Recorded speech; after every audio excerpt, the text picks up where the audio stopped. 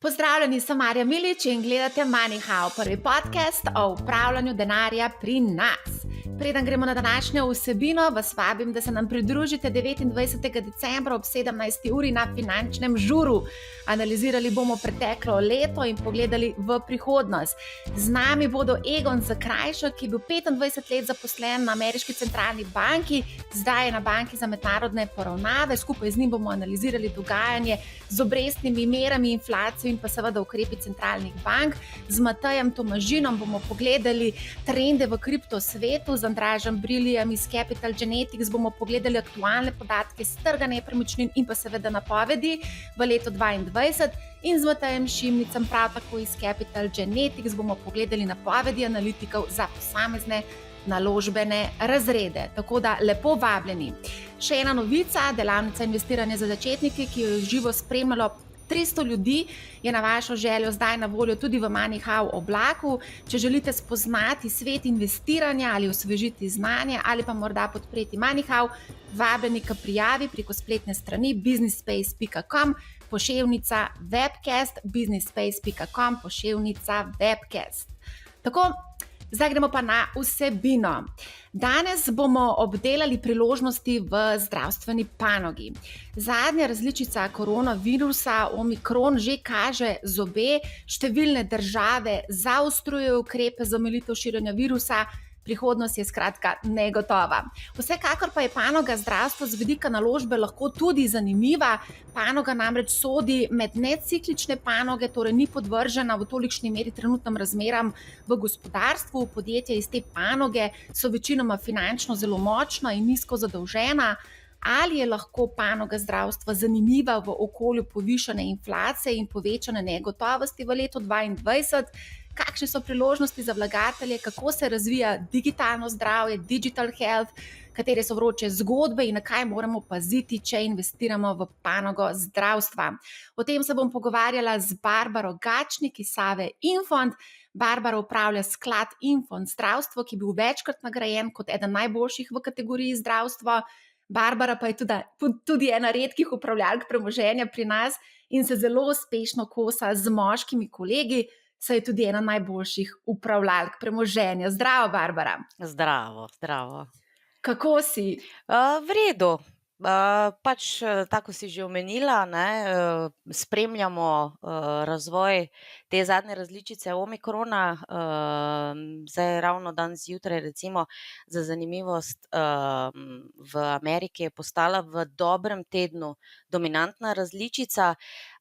K sreči pa je, no, da različica ne povzroča težjega poteka bolezni, tako da nekako se kaže, da pritisk na zdravstveni sistem pa vseeno ne bo tak velik, kot je bil pri delta različici, ne. Zdaj pač po prvih podatkih. Vseeno pa je okolje zelo negotovo, to se odraža tudi na borznih tečajnicah. V zadnjem mesecu videvamo so precej nihajne tečajnice, tudi indeks strahu in pohlepa trenutno kaže, da smo v območju izrazitega strahu. Torej, negotovost lahko mogoče pokoplje bika, ki prevladuje že zadnjih skoraj 13 let na kapitalskih trgih. Kako zdaj gledate vi upravljalci na trenutno dogajanje?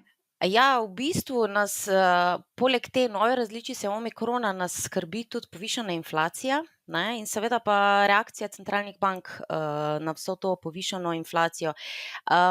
Zdaj načeloma visoka inflacija je posledica neskladij med ponudbo in povpraševanjem, ker zdajle v preteklem obdobju prav zaradi korone povzročeno je bilo povpraševanje nadpovprečno, seveda pa zaradi korone so pa tudi bile omejitve na strani ponudbe, ne, vsem nam dobro poznane, in seveda tu je prišlo do neskladja, posledica je pa inflacija, ne. Zaenkrat še vedno velja oziroma pričakovanja so še vedno, da je inflacija prehodne narave. Pravzaprav v bistvu obstajata dva tabora, ne. En tabor trdi, da bo inflacija prehodne narave, da bo z zmanjšanjem povpraševanja, ki je bilo povzročeno z pač vso to stimulacijo potrošnika, se znižala, odpravile se bojo tudi omejitve v dobavnih verigah. Drugi tabor pa trdi, da se v bistvu ta inflacija lahko zažre, bom rekla, v spiralno rast plač. In tu bomo zdaj v prihodnjem obdobju videli, seveda zdaj centralne banke morajo odreagirati na visoko rast inflacije. To smo zdajle tudi videli na zadnjem sestanku Feda, ki je zelo spremenila retoriko. Prej je vztrajno ponavljala, da je inflacija začasne narave oziroma potem prehodne narave. No, zdaj je to retoriko opustila in je v bistvu prepoznala inflacijo kot sovražnika številka 1 in bo tudi napela vse sile, da to inflacijo omeji.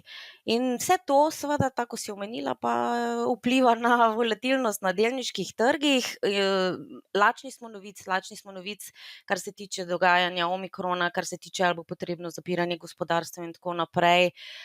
In pa seveda lačni smo novic vsak mesec, kakšne so številke inflacije, ali bo začela popuščati ali ne. Ja, zdaj, ko govoriš o teh taborih, 2 taborih, mislim, da smo se v zadnjih 2 letih kar precej spolarizirali, ne, se pravi, imamo anticepilce, cepilce, inflacija začasna, nezačasna, skratka, Ja. vedno govorimo o nekih 2 polih. Imamo seveda tudi drugačno retoriko ECB in FED, ne, recimo, Powell je dejansko napovedal zvišanje obrestnih mer in 3-kratno zvišanje obrestnih mer v prihajajočem letu, medtem ko gospa inflacija, madame inflation, Christine Lagarde, šefica ECB-ja, pa nekako vztraja, da gre za začasno inflacijo in da se bo stvar normalizirala že konec oziroma sred leta 2022. Ne? Tako, ja. Tako da kar zanimivo, imamo zanimivo Imamo, okolje. tako, tudi v bistvu politike teh centralnih bank so si malo divergentne, ne. Tako da, ja, zelo zanimivo, no, obdobje nas čaka v letu 2022. Jaz moram reči, da v naši družbi recimo smo pripravili tudi, tako kot vsako leto pripravljamo mozaik s pogledom za leto 2022, ki bo tudi zdajle v prihodnjih dneh objavljen na naši spletni strani, tako da vljudno Teh vabim, da si napovedi, ga ogledate. Teh napovedi je izredno veliko ob koncu leta, veliko napovedi se potem tudi mogoče že v prvem četrtletju ali pa sred leta tudi malo korigira, ker je izredno volatilno in negotovo okolje in ne vemo, kaj v bistvu prihodnost prinaša. Ravno o tem sem se pred časom pogovarjala tudi z Matejem Šimnicem, ki pravi, da so vse te napovedi, pa ne samo Matej Šimnic, tudi drugi analitiki pravijo, da so v bistvu vse te napovedi v bistvu zelo take, no, da v bistvu jih moramo zelo z rezervo jemati, ne. Za vlagatelje seveda pomembno, ne da gledamo kratkoročno, se pravi samo naslednje leto, ampak pomembno je, da gledamo predvsem dolgoročno, se pravi, da imamo neko dolgoročno strategijo, kajti na borzo ne gremo za 1 leto, ampak načeloma investiramo vsaj za 5+ let, ne. Tako da se mi zdi bolj pomembno, da gledamo neke dolgoročne trende in tudi o tem se bomo danes pogovarjali, sploh kar se tiče zdravstva. Se strinjaš s tem? Ja, drži, absolutno drži. Tako da jaz vsem poslušalce in pa tudi gledalce pozivam k temu, da naj vse malce zadržano jemljejo napovedi 2022, ker pač se vidimo, kakšno je okolje. Ne vemo, kaj se bo zgodilo jutri. Kaj pa recimo, ko govoriš o teh 2 polih, kaj pa recimo bik medved, da tudi to je vedno taka zelo zanimiva debata, ali imamo, ne vem, načeloma so upravljalci premoženja zelo bikovsko razpoloženi, ste tudi vi bikovsko razpoloženi ali nekako vidite v bližnji prihodnosti prihod medveda? V bistvu je tako, mi zdajle, kar se tiče, da najprej pojasnimo, od kod napovedi, ne. Napovedi se vedno delajo na trenutno razpoložljivih podatkih, ne, in potem na podlagi teh podatkov poskušamo potegniti neka pričakovanja, ki se seveda takoj, ko se razpoložljivi podatki pač spremenijo, realizirajo, lahko spremenijo, ne. Ampak recimo mi za naprej, za leto 2022 še vedno vidimo priložnosti v delnicah. Sicer pričakujemo malenkost nižje donose, ker moramo se zavedati, leto 2021 je bilo, kar se donosov tiče, izjemno uspešno. Tudi treba je poudariti, da v letu 2021 nismo imeli globlje korekcije kot nekih 10%, tako da tudi kakšna korekcija nas ne bi smela presenetiti. Zdaj, na podlagi trenutnih ekonomskih podatkov pa pričakovanj mi ne pričakujemo nekih globih padcev. Seveda je pa omikron je taka negotovost, da se v bistvu vse lahko spremeni čez noč, ne. Ker tudi omikron je zdajle, v tem trenutku tako hudo nalezljiv, tako infektiven, da, ena okužena oseba okuži nekje od 20 do 30 ljudi, ne. Zdaj narava virusa je, čim ima možnost se širiti, hitreje, potem ima tudi večjo možnost mutacije, ne. In zdaj, pri mutaciji virusa se spet lahko zgodi, da ostanemo brez orožja, ki smo ga, se pravi brez cepiva, ki nam je uspešno orožje zdajle, pri obvladovanju te pandemije. Tako da ja, pričakovanja so sicer pozitivna, pričakovani donosi bistveno nižji, pričakujemo pa bistveno višjo volatilnost kot v letu 2021. Ja, se strinjam s tem, da donosi ne bodo več taki, kot so bili v zadnjih 10 letih, da se Ja. bodo bistveno znižali. Nihajnost je pa itak prisotna na trgu, že v bistvu tudi, če pogledamo zadnji mesec, vidimo, da je tudi sam VIX, se pravi indeks strahu, precej poskočil, tako da vse to se odraža že nekako tudi na borzi. A greva midva zdaj kar na panogo zdravstva? A ne, itak se več ali manj skozi govori zadnje 2 leti samo o zdravju in koronavirusu in zagotovo so bile tukaj tudi zelo lepe priložnosti, recimo MSCI World Healthcare je od izbruha koronavirusa dejansko se okrepil 73% kumulativno, če gledava v povprečje na leto, je to 37% rast na leto. Kaj se dogaja s panogo zdravja letos in pa seveda, dajva še mogoče malo vplesti ta koronavirus, kako je vplival na panogo? Zdaj v bistvu je, korona je v bistvu imela, zelo bom rekla, tak različen vpliv na, panoga zdravstva je sestavljena iz več podpanog, ne. Zdaj imamo, originatorje, se pravi farmacijo, ki proizvajajo originalna zdravila, imamo biotehnološka zdravila, potem imamo medicinske storitve, medicinsko opremo, življenjske znanosti, medicinske tehnologije. No, in korona je v bistvu v,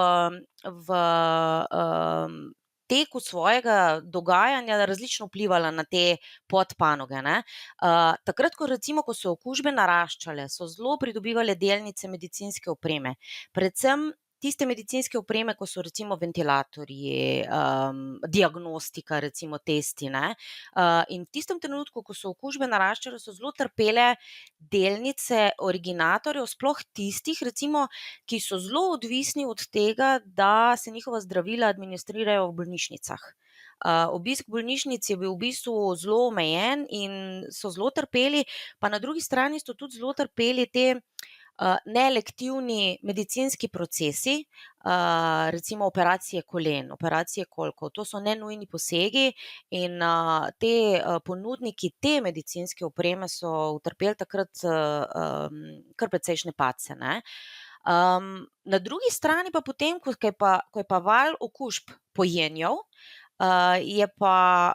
so pa v bistvu te delnice, ki so prej bile zapostavljene, rečeva temu, pa začele pridobivati, na vrednosti, ne. Tako da v bistvu, z vsakim valom, naraščajočim valom in popuščanjem smo imeli v bistvu tudi, podobno gibanje med posameznimi podpanogami znotraj, globalnega zdravstvenega indeksa, ne. Zdaj, kar se tiče lanskih donosov, se je recimo najboljše odrezala, podpanoga medicinskih storitev in življenjskih znanosti, ne. Tu so delnice recimo samo lani porasle za več kot 40%, ne.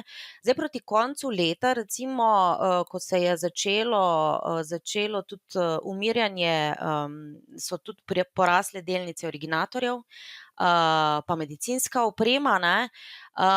Na drugi strani pa recimo so se pa zelo slabo odrezale letos v primerjavi z letom 2020, delnice zdravstvene tehnologije, ne.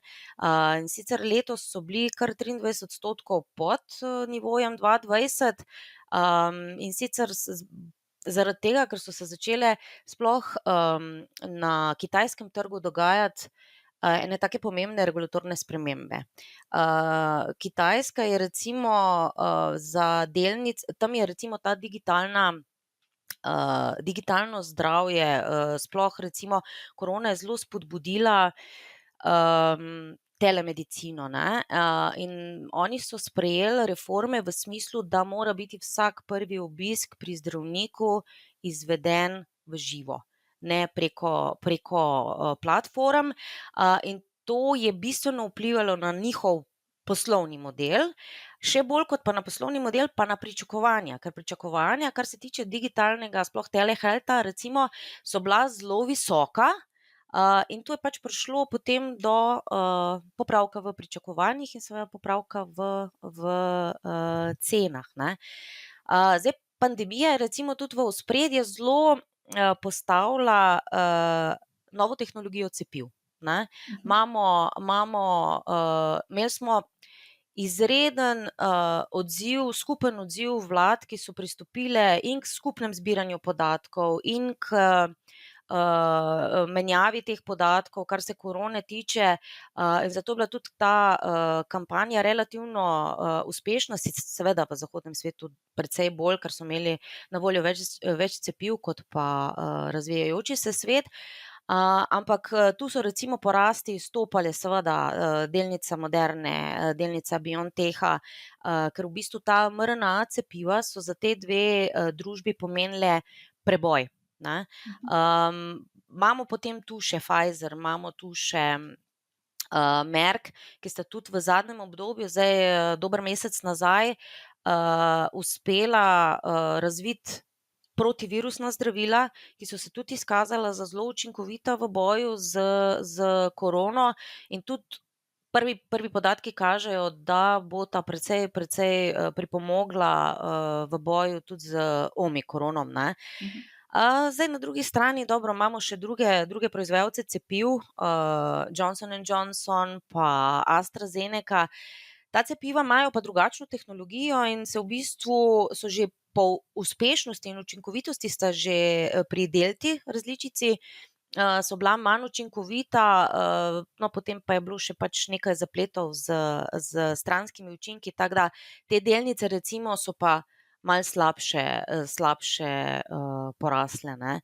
Tako da tu spet razlika med znotraj samih farmacevtov pa biofarmacije, kako je korona vplivala na njihovo gibanje vrednosti delnice.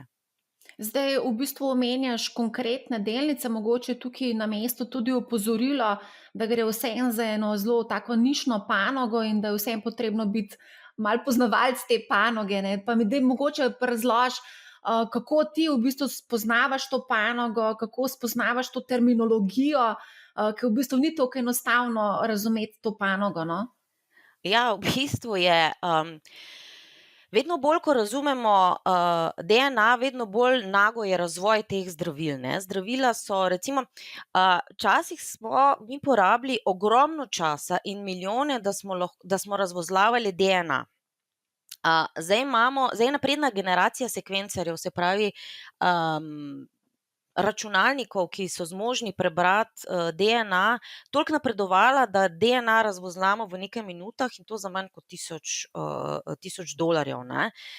In seveda temu ustrezno so postala tudi zdravila zelo targetirana, zelo specializirana, oziroma z višjimi uspešnimi izidi bolezni, ne. Ja, je precej zapleteno, zaradi tega, ker tu se pojavlja za mene kot ekonomista, ki nimam podlage v medicinski stroki, za včasih zelo zapletene izraze, ampak k sreči se pač ukvarjamo z borznimi družbami, ki se tudi zelo trudijo okrog svojih delničarjev, tako da večino odgovorov, no, najdem v prezentacijah teh družb, zelo se recimo tudi trudijo pojasniti, tudi z raznimi Youtube posnetki, sploh recimo smo videli pri načinu, kako delujejo mRNA cepiva, ne. Tega je bilo ogromno, se je dalo zelo lepo razumeti, zakaj so ta cepiva boljša in taka, kot so. Nenazadnje je pa tudi Google pač tu zelo pomaga, mislim, treba si priznati, včasih je pač treba določene izraze res si pač poguglati in si jih razvozlati, ja. Je Ja. zapleteno je.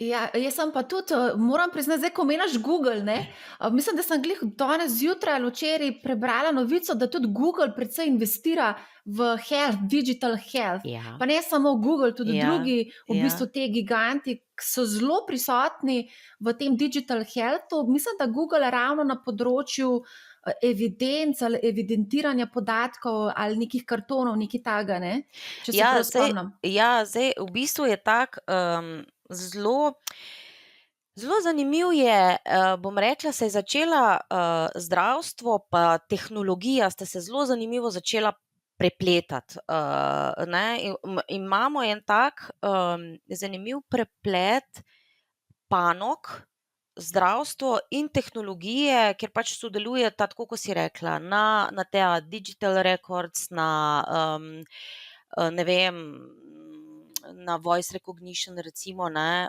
Tu bo recimo, zelo v ospredju predvsem ta, umetna inteligenca, ne.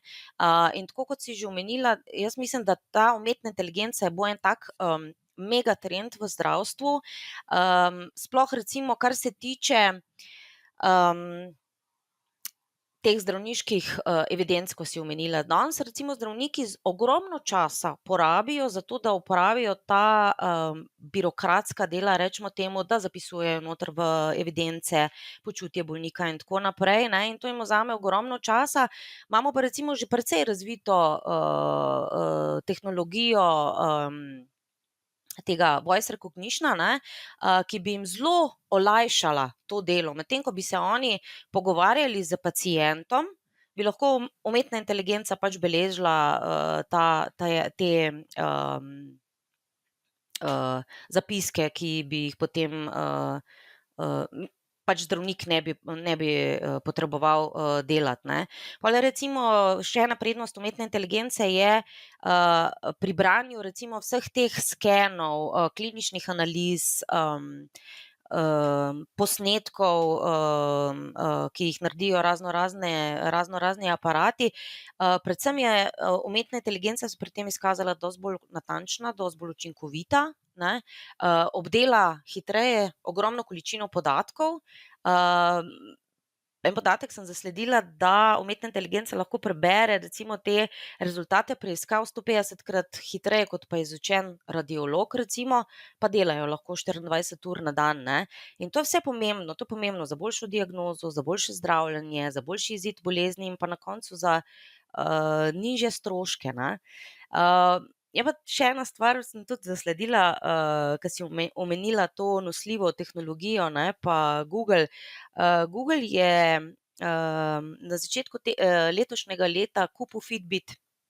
Fitbit mi vsi poznamo po, teh, nosljivih, urah, ne, in tu bo, se razvijalo ta, industrija nosljivih naprav, bo šla še, se mi zdi, še naprej, še globlje.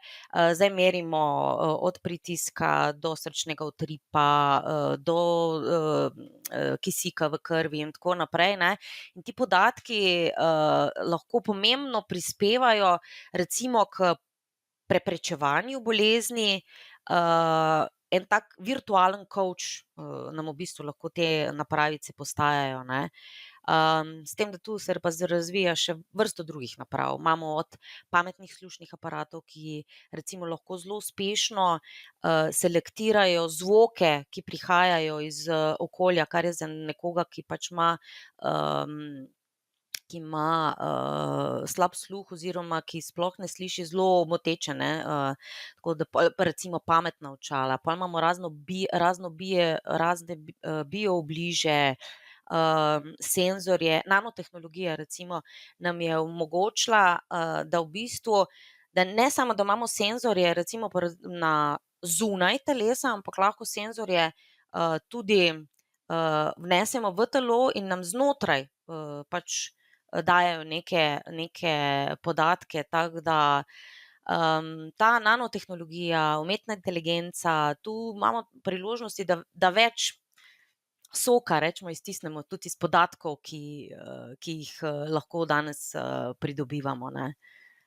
Zdaj, ko govoriš o tej nosljivi tehnologiji, wearables, sem se spomnila, pa to je bilo že kar nekaj časa nazaj, mogoče ne par let, da je celo Warren Buffett investiral v eno podjetje, ki proizvaja te wearables, Wearables. wearables, Ja, wearables. zdaj čisto točno ne vem, ampak mogoče mislim, bi znalo biti, da je to mogoče družba Dexcom. Oni so bili prvi, ki so naredili podkožni senzor glukoze. In ta senzor glukoze je v bistvu sladkornim bolnikom blazno olajšal življenje, ker ne rabijo si meriti non-stop sladkorja, kar je za enega sladkornega bolnika zelo obremenjujoče, ne. In so imeli tudi pač nivo sladkorja zelo, zelo pod kontrolo, no. Lahko bi bilo kaj takega, no. Ja, mogoče, ne spomnim Ja, se zdaj. saj jaz tudi ne. Si pa omenjala tudi radiologijo, mogoče samo toliko za info. Moja sestra je zdravnica radiologinja, ona je Aha. zaposlena na Onkološkem inštitutu, pač dela tam, ne. V glavnem, ko omenjava tudi mogoče teleradiologijo, jaz sem pred leti, mislim, da kaj pa vem, mogoče celo 10 let nazaj pisala prvič o teleradiologiji in zdaj dejansko je teleradiologija dobila ta res neverjetni razmah, ker ti v bistvu lahko pošlješ dokumentacijo nekomu na drugem koncu sveta in relativno hitro dobiš tudi Ja. samo diagnozo. In vse se da v bistvu bistveno bolj pospešiti, ne. V bistvu od samega posega pa do v bistvu diagnoze, hitreje prideš lahko do diagnoze in potem seveda tudi zdraviš, ne. Ja. Tako da Saj to verjetno je. ravno tu recimo je ta preplet, ne, tehnologije pa zdravstva, ne.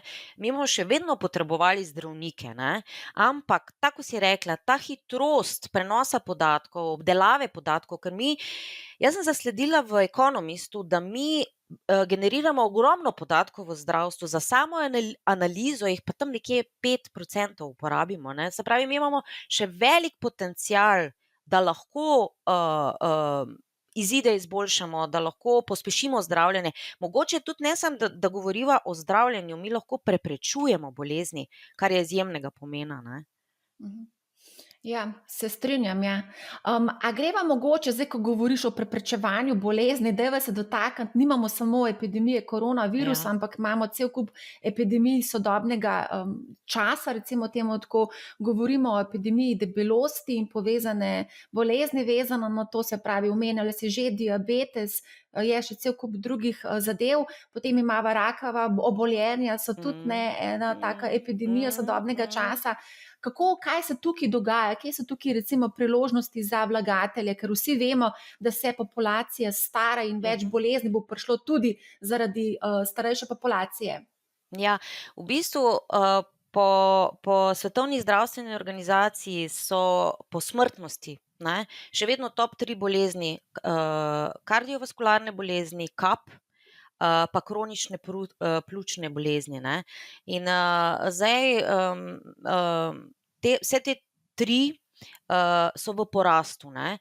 Je pa zdajle zelo, ker jaz imam to podatke iz leta 2019, respiratorne bolezni so na 4. mestu, ampak tu lahko pričakujemo v letu 2020 pa v letu 2021 blazen porast, ne, ker pod te respiratorne, se pravi prenosljive respiratorne bolezni pač spada ta korona. Občuten premik na bolje je pa recimo na drugi strani v neonatalnih boleznih, ne, se pravi tudi z razvojem zdravstva oziroma z večjo razpoložljivostjo zdravstva, sploh v razvijajočih se državah, pada na svetovni ravni potem ta delež, ne. Je pa recimo v porastu Alzheimer, ki je pač posledica staranja prebivalstva, sploh v zahodnem svetu. Dobra novica je recimo, da diareja upada, ki je pač bolj posledica smrti v tretjem svetu, ne. In pa diabetes, ne. Diabetes pa je, rečeva temu, bolezen modernega časa. Število smrti še vedno narašča. Izstopajo večinoma moški, to mi je bilo zanimivo. Pri Alzheimerju pa zanimivo, da izstopamo ženske pri obolevnosti, ne. Tako da, ja, določene bolezni so recimo za izboljšanje zdravstvene oskrbe v upadanju. Moderen stil življenja, stres, posledice tudi koronavirusa, pa še vedno top 3 bolezni so v porastu. Zdaj po projekcijah naj bi celotna healthcare industrija rasla nekje po stopnji 3 do 6 % letno do 2025. To so zaenkrat ocene. Zdaj znotraj posameznih podpanog si pa lahko največ obetamo od onkologije pa imunologije. Ta del podpanoge naj bi rastel tam nekje po stopnji 9 do 12% do leta 2025, tako da tu so še priložnosti za rast. Recimo to je panoga farmacija in biotehnologija, ne, predvsem izstopa po tej imunologiji, ne. Kako je pa to v primerjavi z drugimi, recimo, panogami, toliko, da si lažje predstavljamo, recimo, Ja, zdaj v bistvu največji del zdravstva predstavljata farmacija in biotehnologija. Skupaj nekje dobrih okrog 50%, ne. Potem zdaj pač gledava glede na delnice družb, ki kotirajo v glavnem, se pravi globalnem borznem indeksu, ne. Potem nekje okrog 20% predstavljajo medicinska oprema, medicinske storitve tam nekje okrog 15%. Življenjske znanosti so zdajle v zadnjem obdobju blazno porasle v odstotku, tam nekje okrog 12%. No, imamo pa še en mali delež healthcare tehnologija, to pa tam nekje okrog odstotka. Moram reči, da v letu 2020 je to že lezlo blizu 2%, ne, zdaj z zadnjimi popravki na borzi se je ta delež v indeksu malo stopil. kaj pomeni, zdaj sem čisto pozabila, življenjske vede, Življenjske znanosti. življenjske To je znanosti, life kaj to pomeni? sciences, v bistvu sem noter spadajo specialni ponudniki specialne diagnostične opreme, potem ponudniki recimo specialnih učinkovin. Mogoče vsi najbolj poznamo proizvajalce Samsung Biologics, ne. Gre za upravljalca storitev, ki v bistvu za naročnika razvije od aktivne učinkovine do proizvodnje samega recimo, zdajle je bilo zelo popularno cepiva, ne. Gre pa za ogromne bioreaktorje, ker to mora biti 100% čista proizvodnja, ker gre za žive učinkovine, ne. In tu recimo je Koreja je zelo prednjači, kar se tiče tega razvoja contract manufacturinga, ne. Malo je korona zdajle sploh za ta cepivo, je pa tudi razkrila, da te bioreaktorje rabimo ne samo v Koreji, ker smo potem odvisni, ne, ampak jih rabimo tudi in v Evropi, tu recimo je Lonza velik player, tudi ZDA ima svojega, Thermo Fisher Scientific je tak player, tako da te bioreaktorji kar v bistvu rastejo po svetu, ne. Tu spadajo, to so te življenjske znanosti recimo pomembne, ne. Zdaj, nekaj si že omenjala, kje vidiš ti neke megatrende oziroma trende v zdravstvu. Omenjala si artificial intelligence, se pravi umetno inteligenco, nanotehnologijo, omenjali si DNK, mogoče tukaj lahko omenimo tudi Katie Wood, ki investira v disruptivne panoge, recimo Genomic Revolution je njen sklad, ne. Mogoče lahko tudi tukaj še kakšno megatrend izpostavimo poleg digital health, mogoče še kaj drugega? Ja, v bistvu je tukaj poleg umetne inteligence, ne, pa nanotehnologije imamo tudi bioinženiring, gene editing, ne. Bioinženiring recimo razvija, z njim lahko recimo zaradi tega, ker se naša življenjska doba podaljšuje, pa ker s staranjem slabijo naši organi, ne, oni se trudijo, da bi recimo lahko nam izboljšali kvaliteto življenja s tem, da bi umetno ustvarili, zdaj se malo čudno sliši, nadomestne organe, ne. Mi bi lahko recimo, zaradi tega dlje pa bolj kvalitetno živeli. Recimo človeka, ki ga zadane kap, njemu dejansko del srca odmre, zabrazgotini, ne. In skupaj z bioinženiringom, bi lahko ustvarili, umetno na novo ta živa tkiva in bi lahko srce do neke mere obnovili ali pa celo popravili, ne. In na ta način se tudi trudijo, da bi lahko popravljali, ne vem, ledvica, jetra, tudi poškodbe možganov, poškodbe hrbtenjače, recimo to bi bil, blazen napredek v medicini, ne. Zdaj, to je še v zelo zgodnjih fazah razvoja, ne, do tja imamo še najmanj 50 let, ne, da se razumemo, ne. Pa recimo pol gene editing, ne, CRISPR tehnologija, to smo tudi že vsi, slišali, ne. CRISPR tehnologija nam omogoča, da zdaj, ko dobro poznamo DNA, da ugotovimo, kje ima ta DNA napake. In s to CRISPR tehnologijo mi lahko, ta napačen del, če lahko karikiram, izrežemo, ga popravimo in na novo vstavimo, ne. In tu gre recimo, bi lahko bilo, na dolgi rok, bi se lahko določene bolezni, ali zelo znižale ali pa celo izkoreninile, ne. In tu recimo, ta, ARC Genomic Revolution, ne, Katie Wood, vidi velik potencial. Je pa res, da tu treba pa opozoriti. Gre za delnice, oziroma podjetja, ki so v zgodnjih razvojnih fazah. Za veliko podjetij velja tudi, da so privatna podjetja. In tu gre za zelo špekulativne nakupe. Marsikaj gre lahko narobe, ne.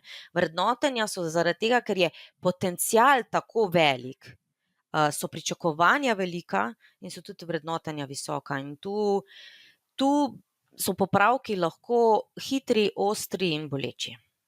Ja, res je.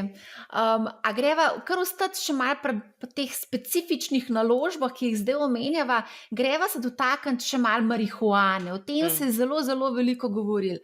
Kakšne so priložnosti in kakšne so omejitve za male vlagatelje pri investiranju v marihuano? Zdaj v bistvu, kar se omejitev tiče za investiranje, pač omejeni so na pač podjetja, ki kotirajo na borzi, ne. Medicinski kanabis se zelo uporablja pri zdravljenju, Alzheimerja, pri nekaterih oblikah, raka, zelo pomaga recimo pri slabosti, pri bolečinah, s katerim se zelo soočajo bolniki raka, ko imajo te pač, kemoterapije in tako naprej, ne. Pri več vrstah mentalnih bolezni pomaga, pri multipli sklerozi, ne. Zdaj recimo leta 2018 je družba GV Pharmaceuticals, razvila, zdravilo Epidiolex, ki pomaga pri zdravljenju hudih oblik epilepsije. Treba je pa tu povedati, da je družba zato, da je pridobila, FDA dovoljenje za trženje, tega zdravila, porabila 19 let. In to pa zato, ker kanabis v bistvu v ZDA še vedno spada med kontrolirane substance. Ni prepovedana substanca, je pa kontrolirana substanca, ne. Zdajle sicer v senatu poteka,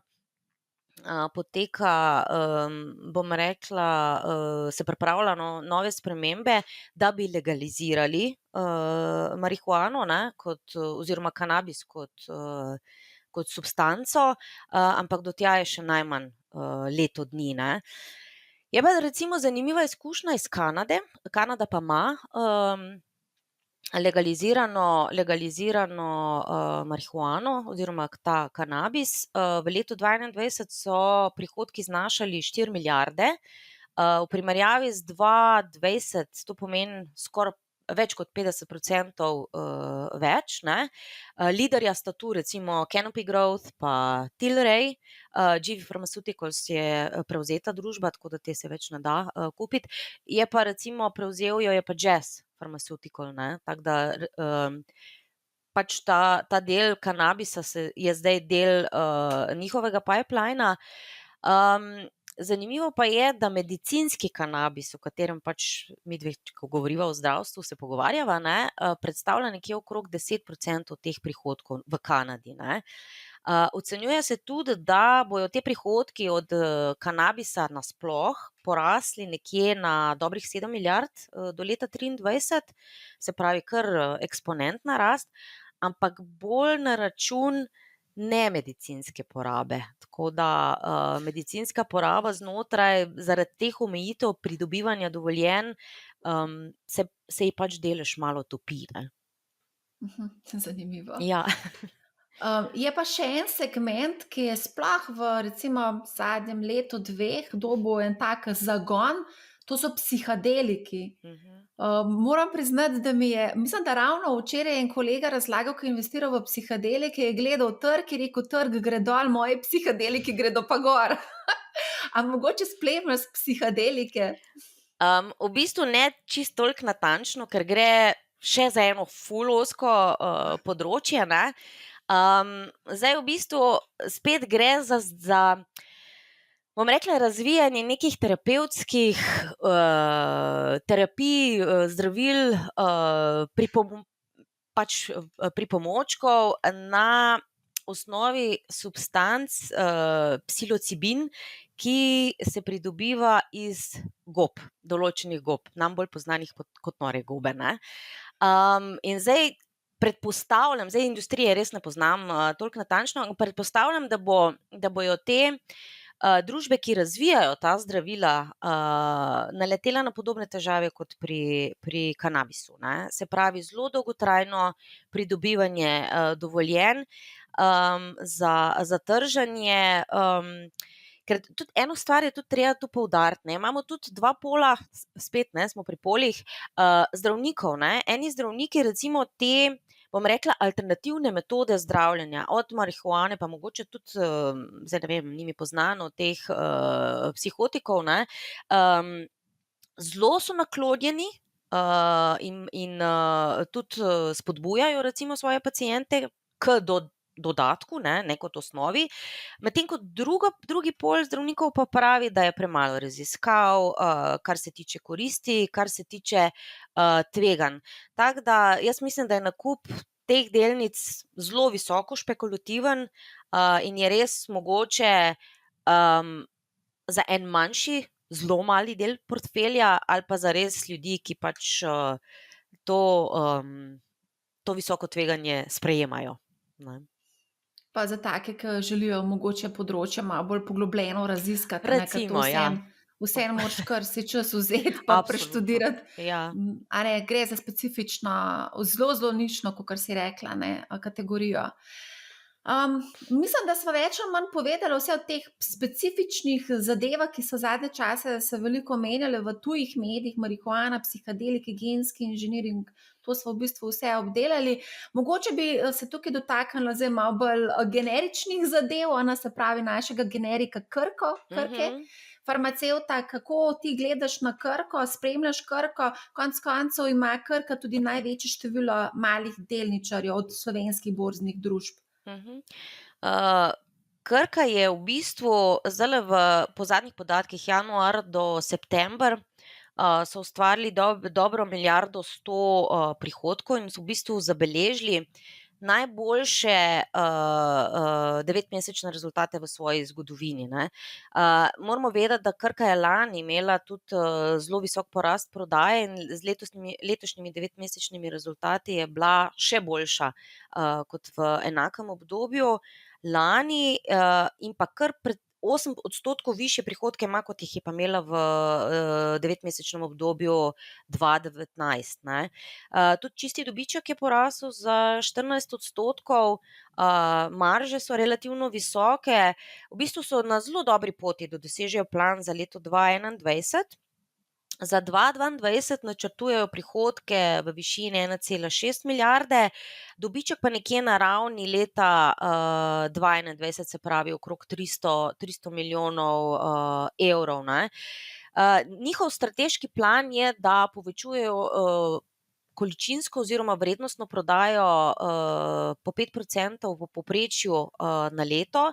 Za njih je značilno, da so vertikalno integriran proizvajalec.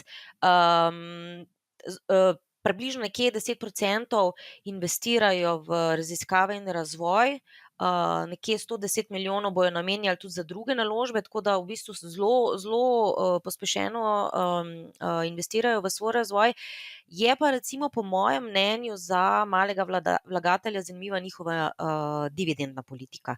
Oni namenjajo 50% svojega dobička za izplačilo dividend, zato imajo tudi zelo privlačen dividend yield, se pravi dividendni donos, ki je mislim, da nekaj čez 4%, kar je v primerjavi z današnjimi nizkimi obrestnimi merami zelo privlačen yield. In jaz mislim, da je to tisto, kar delničarje Krke tudi privlači, poleg seveda vrednotenj, ki so v primerjavi z ostalimi kar ugodna. Ja, zanimivo. Evo, saj o Krki in pa drugih slovenskih delnicah smo že kar tudi precej govorili, tudi v enem prejšnjem podcastu, ker smo obdelali slovenski trg. Bomo pa zagotovo slovenski trg še obdelali, kot rečeno, si tudi sama omenila, da je dividendna donosnost izredno privlačna, predvsem, če ko govorimo o slovenskih delnicah, ne samo Krke, tudi druge delnice so z tega vidika zanimive. Zdaj, nekateri analitiki napovedujejo, da bo panoga zdravstva zanimiva v letu 2022 za investiranje. Katere panoge še vidite kot recimo zanimive, poleg zdravstva? Poleg zdravstva zdaj v bistvu, tako kot sem že rekla, mi pričakujemo nižje donose, kot so bili v letu 2021, predvsem zaradi situacije, ki se dogaja.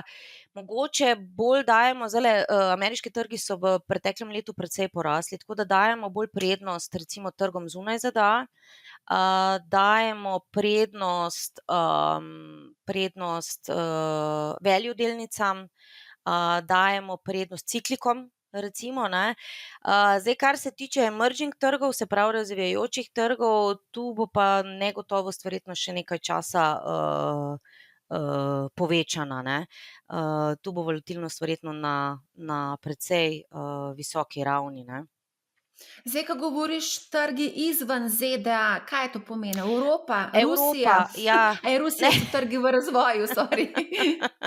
Evropa se vam zdi zanimiva. Bolj evropski trgi, ker v bistvu čisto tako, če pogledava ta value sektor pa ciklični sektor je v evropskih delniških indeksih bolje zastopan kot pa v recimo indeksih v ZDA, ZDA imajo velik, močen poudarek na tehnologiji, S tem, da je tudi treba tu pa eno stvar poudariti, da to zdaj ne pomeni, da je pa treba delež tehnologije absolutno zmanjšati, ker tudi, če čisto pogledamo ta velika tehnološka podjetja, imajo zelo dobre, solidne rezultate in tudi vidimo, da zdajle s ponovnim naraščanjem okužb, še vedno delamo od doma, še vedno pač povprašujemo po teh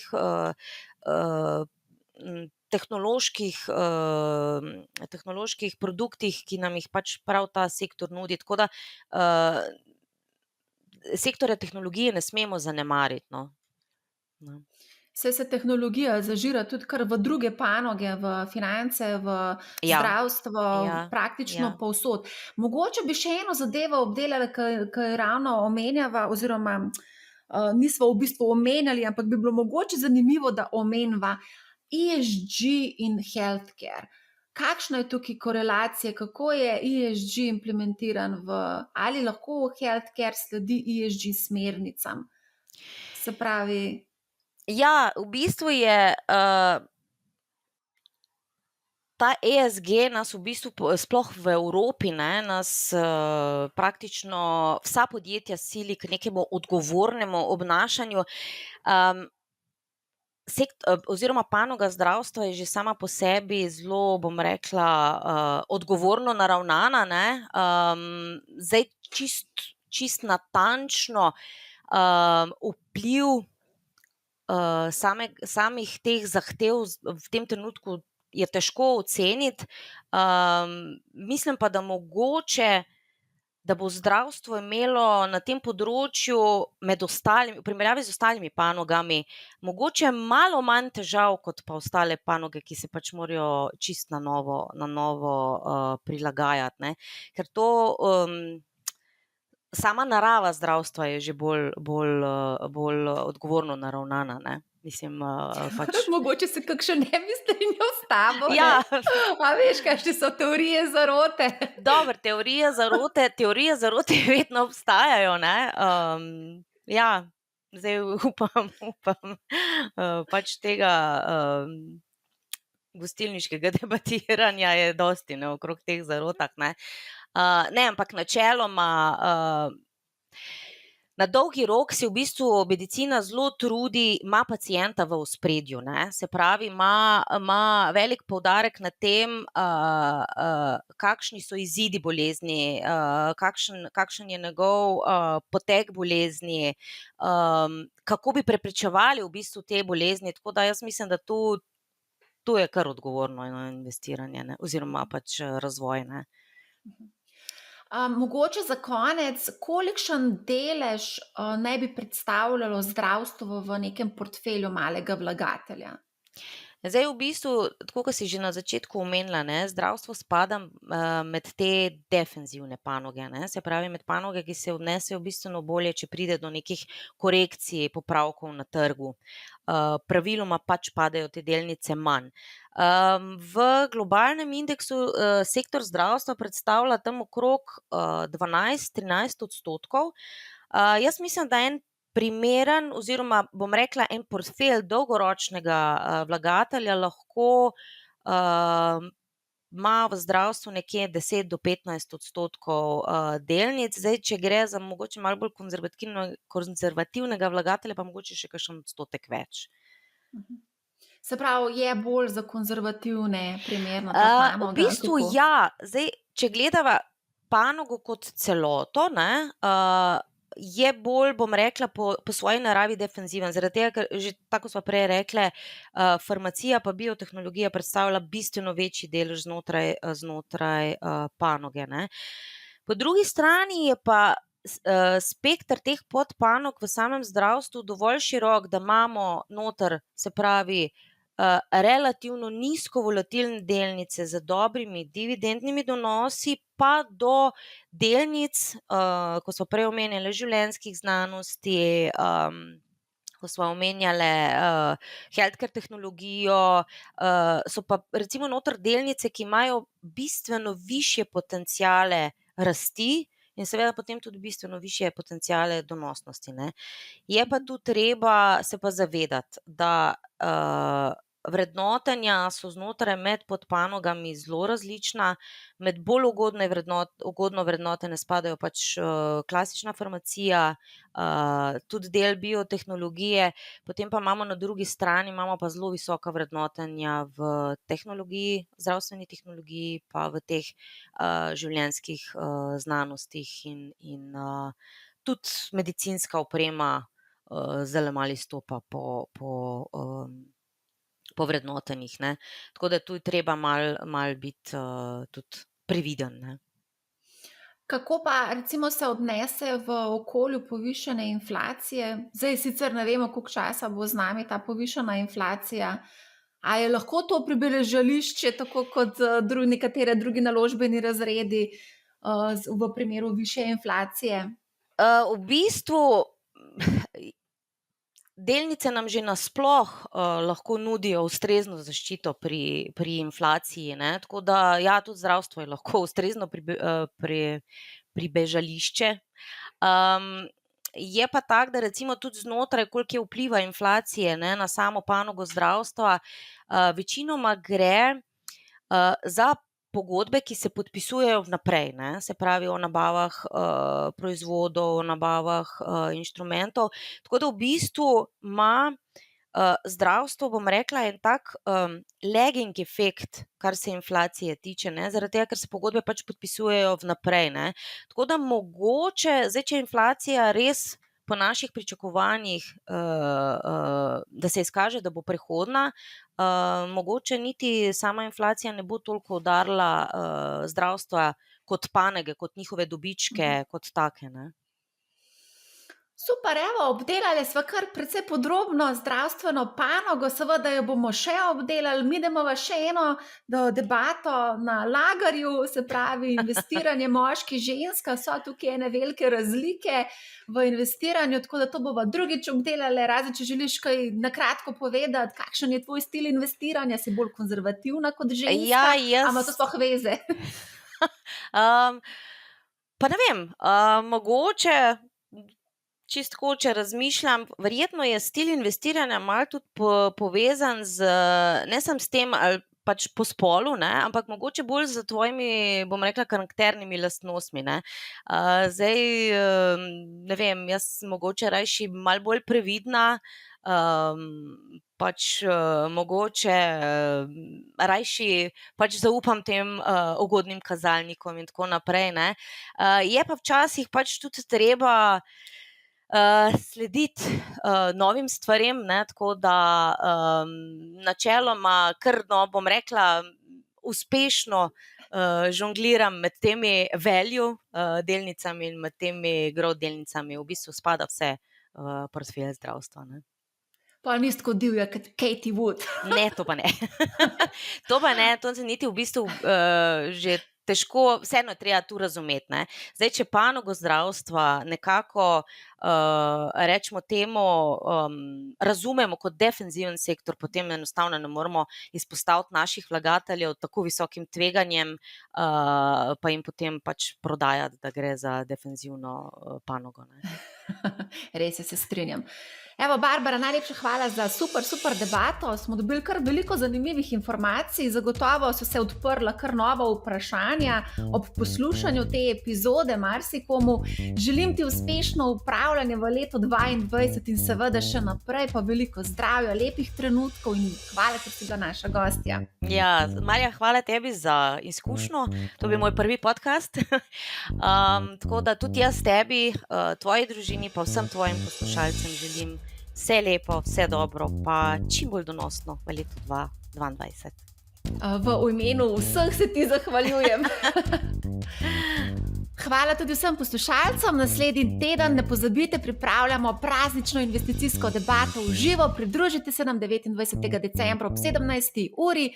Povezavo objavim v opisu epizode. Če imate kakršnokoli vprašanje, mi pišite na marja@businessspace.com. Prosim, delite podcast naprej. Zelo bom vesela tudi kakšne vaše ocene na Apple Podcast ali Spotifyju ali pa kakršnekoli kritike, vedno so dobrodošle. Postanite tudi del naše skupnosti na Discordu, tam boste našli res veliko zanimivih informacij, ki vam lahko pomagajo pri upravljanju vašega premoženja. Želim vam lepo praznovanje Božiča, uživajte življenje, spočijte se in se vidimo naslednji teden. Poslušajte Money How, ne bo vam žal in lep pozdrav!